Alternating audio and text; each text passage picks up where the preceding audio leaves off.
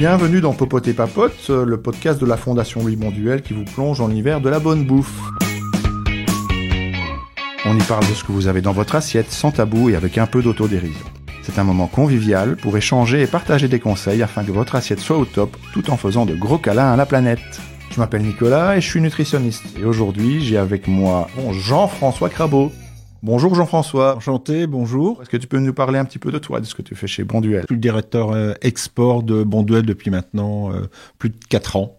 Mon activité consiste à développer, on va dire, les volumes et le chiffre d'affaires de la marque au travers de 4 zones, sur l'Afrique, le Maghreb-Orient, le Dom-Tom, l'Asie. Voilà mon activité commerciale. Sans transition, petit rituel. À chaque épisode, on commence par un chiffre. Le chiffre pour toi aujourd'hui provient de France Agrimaire. 24% des Français se déclarent aujourd'hui flexitariens, contre 74% se déclarant toujours omnivores. C'est clair, le rapport à l'alimentation et à la viande il est en pleine évolution. 84% des Français, toujours dans cette étude, déclarent être attentifs à ce qu'ils mangent pour leur santé. 78% déclarent privilégier des produits locaux. Justement, c'est quelque chose sur lequel tu es particulièrement sensible, toi qui as un rythme alimentaire un petit peu différent entre la semaine et le week-end. Oui, on va dire que j'ai 2 rythmes alimentaires. Un rythme alimentaire la semaine au travail sur l'île, où je suis dans une consommation très flexitarienne, beaucoup plus qu'en semaine ou en week-end. Je suis plus dans une notion de plaisir, de partage, où dire les protéines animales font partie de mon quotidien. Concernant mon régime et également mes attentes, j'ai baissé ma consommation de viande pour 2 raisons, parce que je trouve que l'offre en légumes est beaucoup plus riche qu'auparavant. Donc on peut aussi se faire plaisir en n'intégrant pas de protéines animales dans son repas. C'est la première des raisons. J'aime aussi cuisiner.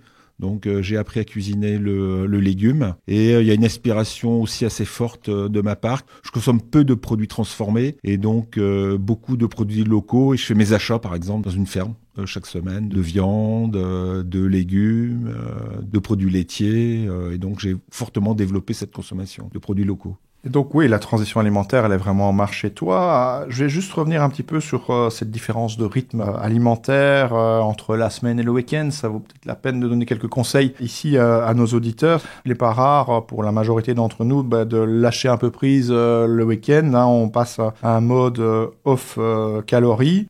Je ne sais pas si pour toi c'est des dérapages continus du vendredi soir au dimanche soir, mais le meilleur conseil que je peux donner, c'est de prévoir quand même un jour du week-end un peu plus light, où on peut se permettre de compenser les excès de la veille ou du lendemain. Oui, ou d'intensifier les séances de sport. Ou d'intensifier les séances de sport, tout à fait. Une autre astuce, tu la connais sans doute, ça consiste à prendre le temps de manger et de savourer le temps entre amis. En effet, ne pas se ruer sur le plateau à l'apéro, poser sa fourchette et discuter sont des éléments qui font la différence. Pourquoi ? Tout simplement parce que notre cerveau met plus ou moins 20 minutes pour décrypter les messages de satiété envoyés par notre tube digestif. En clair, plus tu manges sans temps de presser, moins tu ingéreras de calories à ton insu. Et dans les calories, il ne faut pas oublier l'alcool, Jean-François, parce que chaque verre d'alcool, c'est l'équivalent de 70 kilocalories, donc un biscuit. Mais difficile pour un breton, c'est vrai.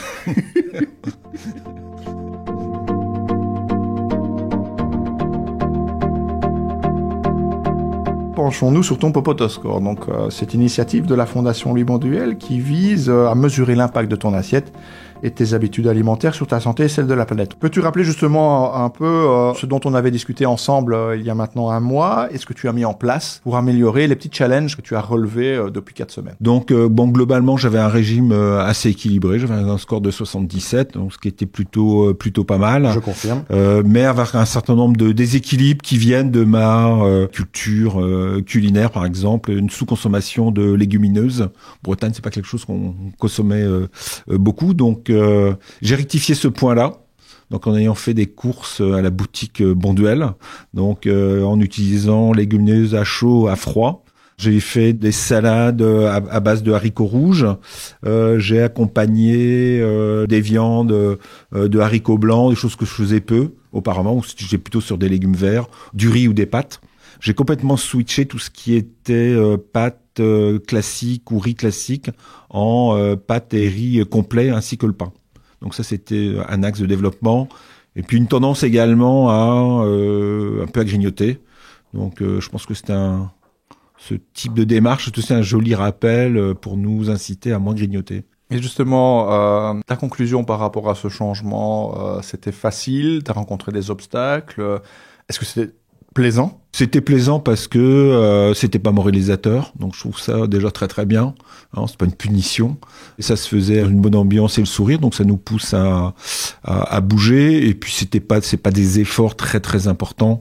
C'est plutôt une piqûre. Je trouve ça très intéressant que le groupe s'intéresse à ma santé et la santé d'un vieux monsieur comme moi. Donc, je trouve que c'est bien. Alors, la transition alimentaire pour toi, c'est aussi découvrir de nouvelles saveurs et de nouveaux légumes. Et notamment, tu m'as parlé des côtes de blé. Oui, c'est un légume que je connaissais pas, qui ne faisait pas partie de ma tradition culinaire, que ma mère n'utilisait pas.